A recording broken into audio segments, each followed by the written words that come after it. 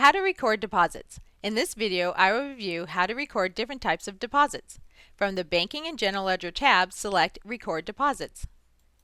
In this first example, I will be demonstrating how to record a deposit from a registration event. Enter the date the deposit was made in the bank. The system will default to today's date.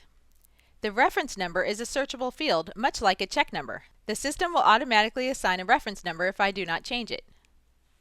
The most common option is miscellaneous. In this example, I am depositing registration fees for the fall season.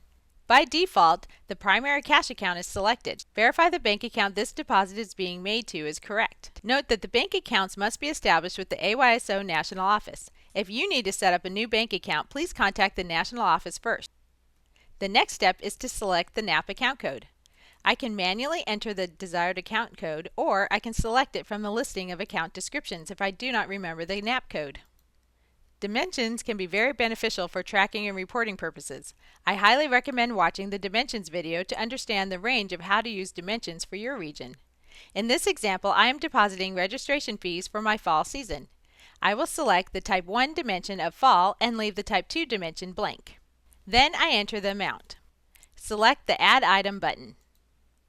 You can enter numerous line items per transaction. I will enter my next line item, which was concessions, by repeating the same steps. Remember to always select the Add Item button after each line. Anything entered into the Transaction Memo field is searchable in the Transaction Search function. I'm going to add the Transaction Memo registration event at Torrance High School.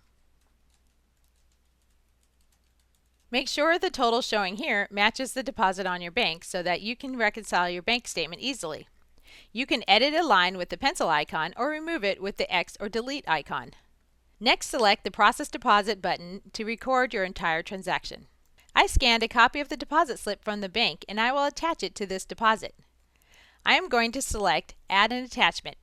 Next, I'll add a description for my attachment and select the Choose File button to search for my file. Then select Add New. I have now completed recording a deposit and uploading its supporting document.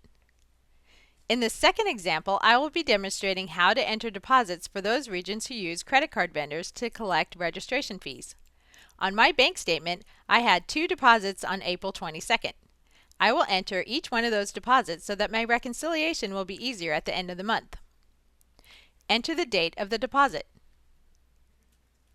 Remember that the system will automatically assign a reference number. In the first example, I used the default option of miscellaneous, but there are other options when I select the drop-down. The suppliers option is linked to Accounts Payable tab and is normally used for payments. In this example, I will select customers, which is the method to use in order to track deposit history. All customers must be created first. I'm going to select customer and then select credit card. Verify the bank account this deposit is being made to. Since I selected customer, the default account code is 1300 Accounts Receivable. If you are not going to use the Accounts Receivable tab located here, you must change this account code to the correct NAP deposit account code. You can manually type your desired account code or select it from the listing of account descriptions if you do not remember the NAP code. I will select 4005 Registration Fees. In this example, I am recording credit card deposits for my spring season. I will select Dimension Type 1 of Spring and then enter the amount, $1,100. I will select the Add Item button. Remember, anything entered into the Transaction Memo field is searchable in the Transaction Search function. I am going to add the Transaction Memo Credit Card Registration.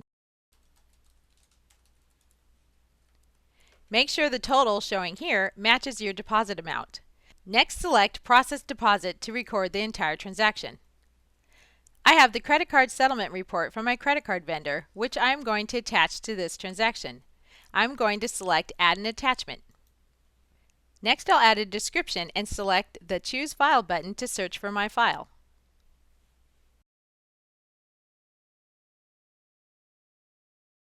Then select Add New. I have now completed posting my deposit and uploading its supporting documents.